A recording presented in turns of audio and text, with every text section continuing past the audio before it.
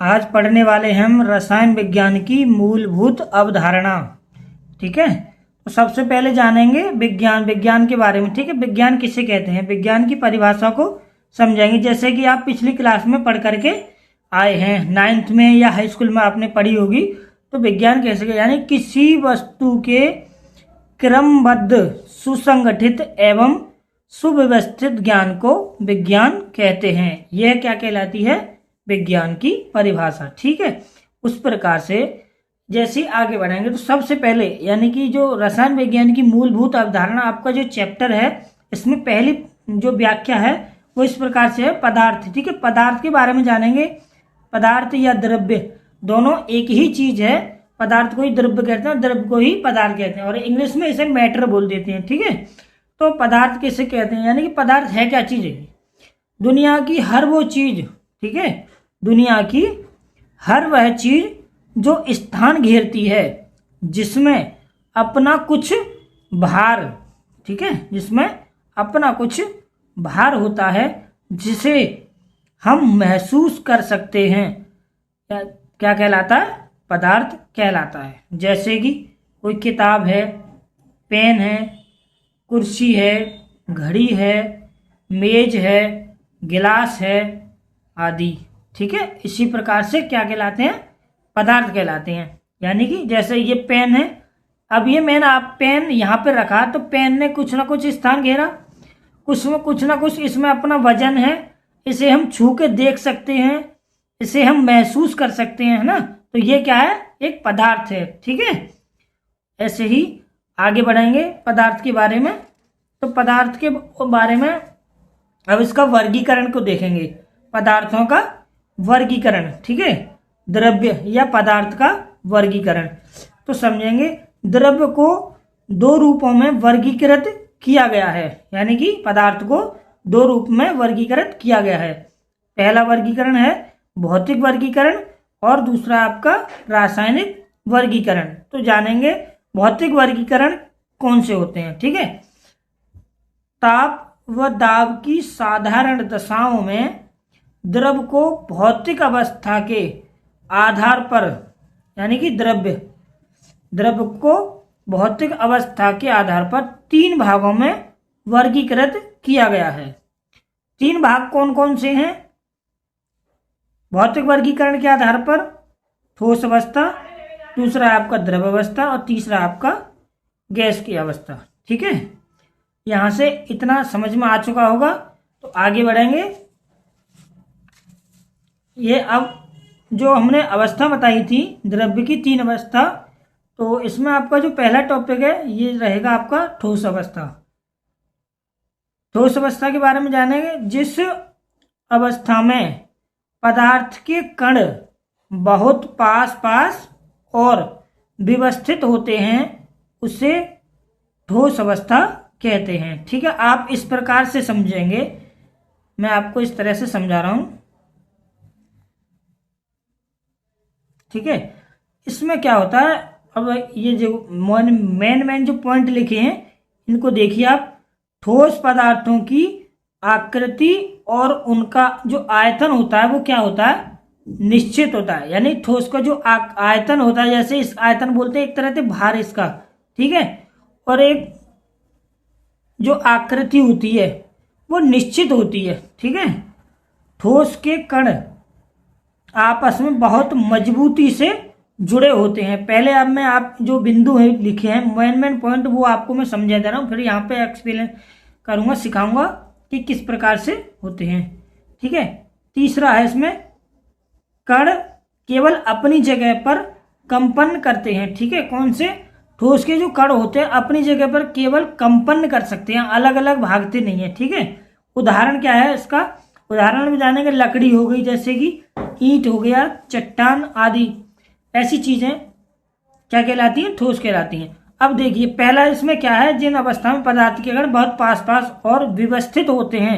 इसका मतलब क्या है, ये जो ठोस में जो कण होते हैं, ठीक है, वो किस प्रकार से होते हैं, वो एक दूसरे से क्रम से लगे हुए होते हैं, बिल्कुल सटीक होते हैं। इनके बीच में कोई भी गैप, किसी भी प्रकार का गैप नहीं होता है।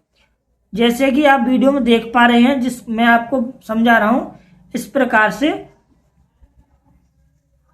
ठोस के अंदर जो कण होते हैं वो आपस में पास पास चिपके हुए होते हैं, इनके अंदर जरा भी गैप नहीं होता है। ठीक है, ऐसे ही ठोस के कण आपस में बहुत मजबूती से जुड़े होते हैं। इस प्रकार से ये आपस में जुड़े हुए हैं।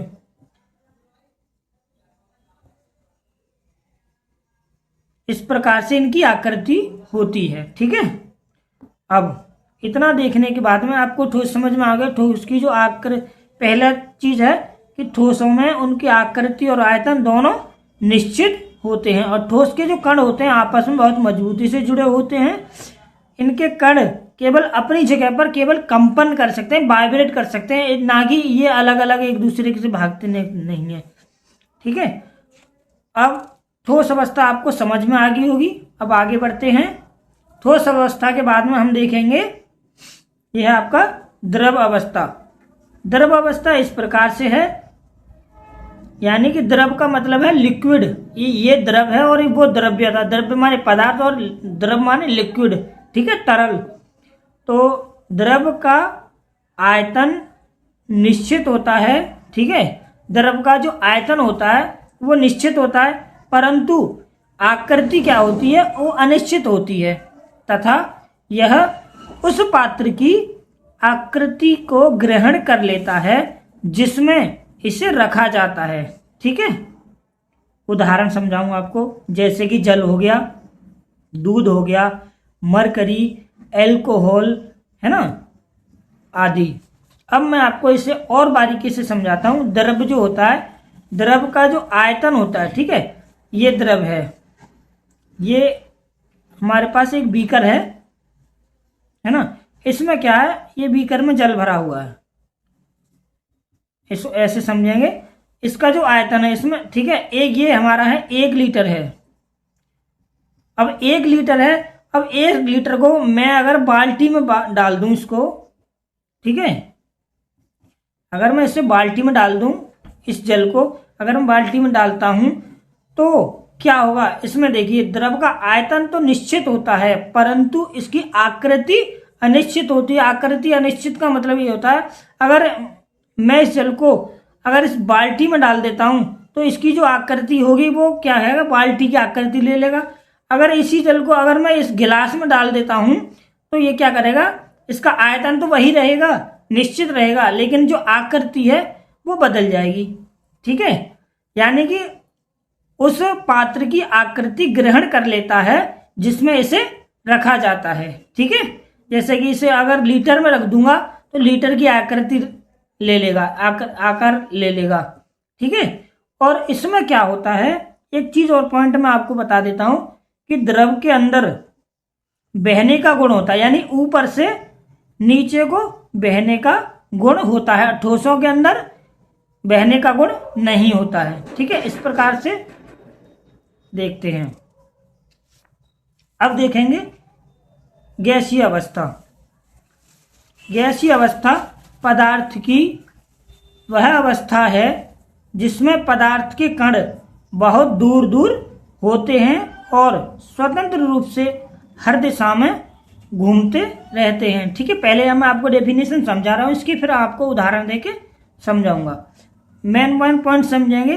गैस के जो कणों के बीच आकर्षण बल बहुत कम होता है। जैसे कि मैंने आपको बताया था अभी, जो ठोस में होते हैं, ठोस के जो कण होते हैं वो बिल्कुल व्यवस्थित होते हैं और एक दूसरे से सटीक बिल्कुल चिपके हुए होते हैं, इस प्रकार से। ठीक है, द्रवों के अंदर क्या होता है, द्रवों, ये ठोस के हो गए, ये द्रव के बता रहा हूं मैं आपको, है ना। द्रव के अंदर क्या होता है, द्रव के जो अणु होते हैं वो इस प्रकार से होते हैं, द्रव के वो थोड़ी दूर होते हैं इनके।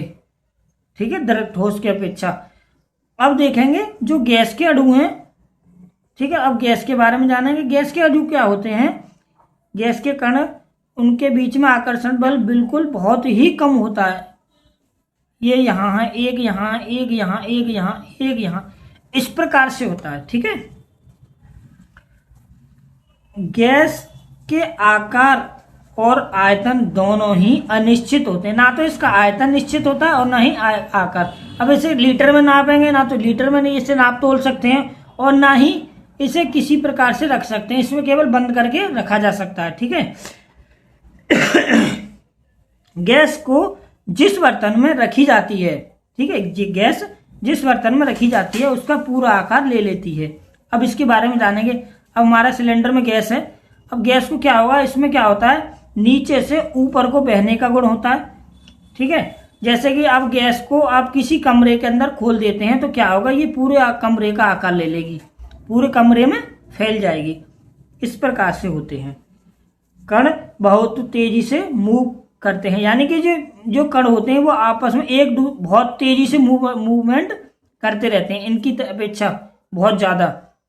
गैस को आसानी से दबाया जा सकता है, ठीक है, गैस को आसानी से दबाया जा सकता है। ठोस जो होते हैं उनको आसानी से आप नहीं दबा सकते। द्रव जो होते हैं उनके थोड़ा प्रेशर से, थोड़ा हल्का दबाव देने पर इसे दबा सकते हैं, लेकिन गैस को बिल्कुल भी तरीके से अच्छी से दबाया जा सकता है, ठीक है। उसमें द्रव में थोड़ा सा प्रेशर देना पड़ेगा, इसमें और ही ज्यादा आसानी से दबाया जा सकता है, ठीक है।